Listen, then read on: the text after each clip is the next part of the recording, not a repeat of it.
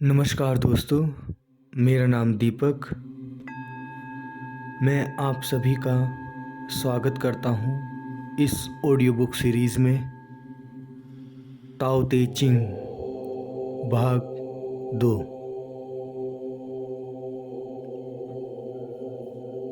क्या तुम पकड़ जमा सकते हो अपने अहंकार पर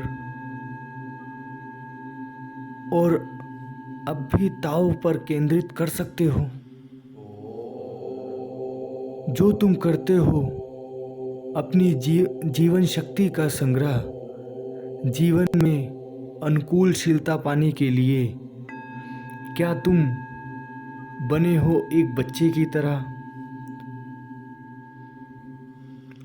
क्या तुम स्वयं का निरीक्षण कर सकते हो और देख सकते हो कि तुम्हारे सामने क्या है?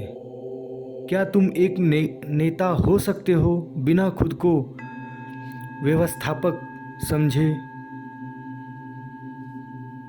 क्या तुम समझ सकते हो जो हो रहा और क्या उसे होने दे सकते हो? क्या तुम भूल सकते हो जो तुम जानते हो और उसे समझ सकते हो जो वास्तविक है? क्या तुम पोषण कर सकते हो अपने लोगों का बिना उनको कर्जदार समझे? वस्तुओं को रख सकते हो बिना उनमें आसक्त हुए? कार्य कर सकते हो बिना उसका फल चाहे? नेतृत्व कर सकते हो हुक्म दिए बिना? यह तो सब सही करने का रास्ता है। एक पहिए के अंदर ताड़ियाँ होती है, पर वह एक खोखली नली के चारों तरफ घूमता है। एक बर्तन मिट्टी का बना होता है, हम जल उसके अंदर रखते हैं। एक घर ईंटों और लकड़ी का बना होता है, पर हम रहते हैं दीवारों के बीच में खाली जगह में। हम किसी वस्तु पर काम करते हैं और किसी चीज़ का इस्तेमाल करते हैं जो कि है कुछ भी नहीं। दृष्टि धुंधलाती है, ध्वनि बहराती है, इच्छाएं हृदय के साथ खेलती है और ये संसार हमारे मन के साथ। पर एक साधु मुनि इन सब को देखता है और जो वास्तविक है उसी पर एकाग्र रहता है। विजय होना कभी कभी हारने जैसा बुरा भी हो सकता है। आत्मविश्वास आपको उतना ही झकझोर सकता है जितना कि डर। इसका क्या मतलब है? जीतना कभी कभी हारने जैसा बुरा भी हो सकता है। जब तुम हारे हुए होते हो तो तुम कोशिश करके ऊपर उठ सकते हो, लेकिन जब तुम ऊपर ही होते हो तुम जल्द ही नीचे गिरते हो।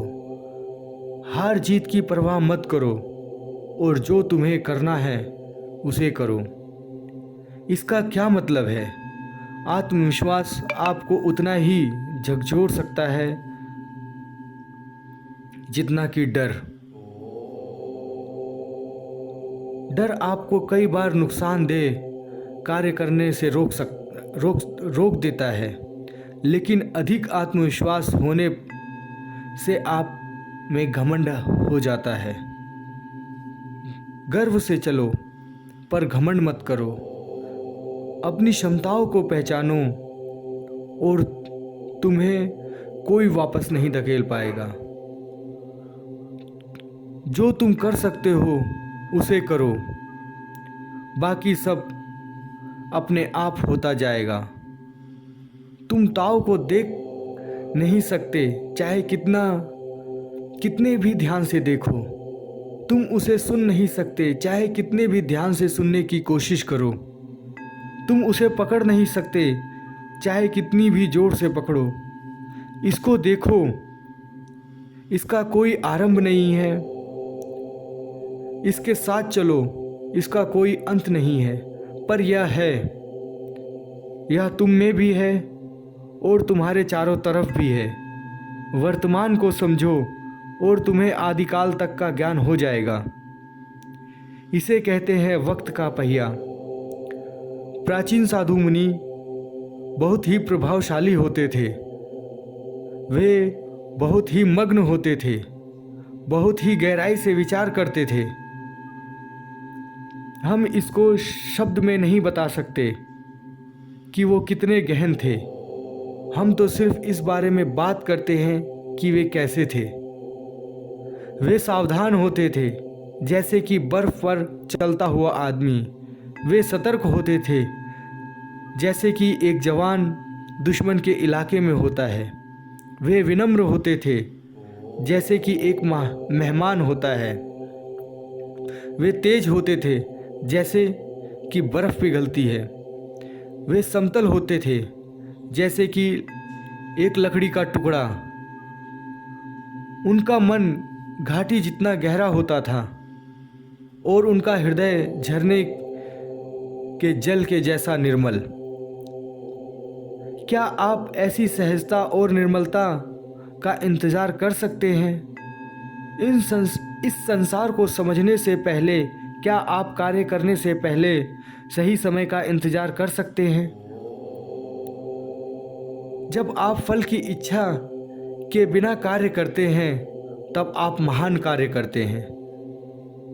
मन को साफ रखो, धैर्य रखो और देखो कि तुम्हारे चारों तरफ क्या घटित हो रहा है। हर चीज़ अपनी वास्तविक अवस्था में वापस आ जाती है। जो कुछ भी नहीं है शून्य है। मूल को जानने से शांति मिलती है। शांति मिलने से अपने प्रयोजन का ज्ञान होता है और इस ज्ञान के होने से स्थिरता मिलती है और इस स्थिरता से आत्मदृष्टि उत्पन्न होती है और यह चीज़ शून्य सदृश हो जाती है और वह ताओ के साथ एक हो जाता है। अगर आप इसे नहीं समझते हो तो आप पहले से ही गड़बड़ कर देते हो। अपनी मंजिल तक पहुंचने से पहले अगर आप इसे समझ जाते हो तो आपको पता होता है कि क्या करना है। अगर आप ताओ के अनुसार होते हो तो आपको डर नहीं होता, क्योंकि आपको पता होता है कि आप कर लोगे।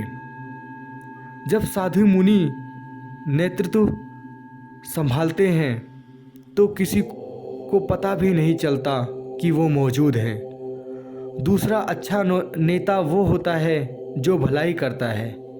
इसके बाद वह होता है जिसका डर के कारण पालन किया जाता है। सबसे खराब वो होता है जिससे लोग नफरत करते हैं। लोगों की इज्जत व उन पर भरोसा करो, इसी से आपको इज्जत व उनका भरोसा मिलेगा। साधु मुनि सिर्फ आदेश नहीं देते, वे उनके साथ मिलकर कार्य करते हैं और जब कार्य पूर्ण हो जाता है तो सब मिलकर कहते हैं कि हम सब ने यह कार्य किया। जब लोग ताओ का सानिध्य खो देते हैं तब वे बातें करने लगते हैं सही और गलत की और नियमों की। जब लोग वास्तविकता को भूल जाते हैं तब वे प्रमाणों की बात करने लगते हैं। जब वे एक दूसरे का आदर नहीं करते तब वे बातें शुरू करते हैं विनम्रता और सद्भाव की। जब एक राष्ट्र अस्थिर होता है तब वे देशभक्ति की बातें शुरू करते हैं।